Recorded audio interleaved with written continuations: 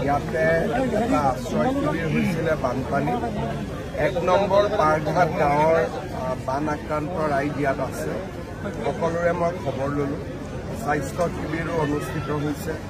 ডক্টৰসকলৰ লগতো কথা পাতিলোঁ যাতে ডায়েৰী আউটব্ৰেক আদি নহয় ৰাইজেও গোটেই সহায়খিনি পোৱা বুলি কৈছে অৱশ্যে ঘূৰি গ'লে তেওঁলোকৰ ঘৰ যি ভাঙিছে বা মথাউৰিৰ পৰাও সমস্যা আছে ৰাস্তাৰো সমস্যা আছে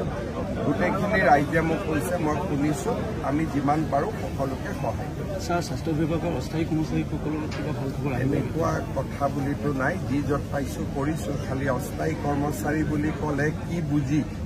বা কি বুজা যাব সেইটোৱে সমস্যা গতিকে এপ্লিকেশ্যন থাকিলে মই চাই দিম ডিব্ৰুগড় বোৱাৰ ৰড ষ্টাফসকলক বদনাম কৰিবলৈ মই কমেণ্ট দিব খোজা নাই পুলিচে ব্যৱস্থা লৈ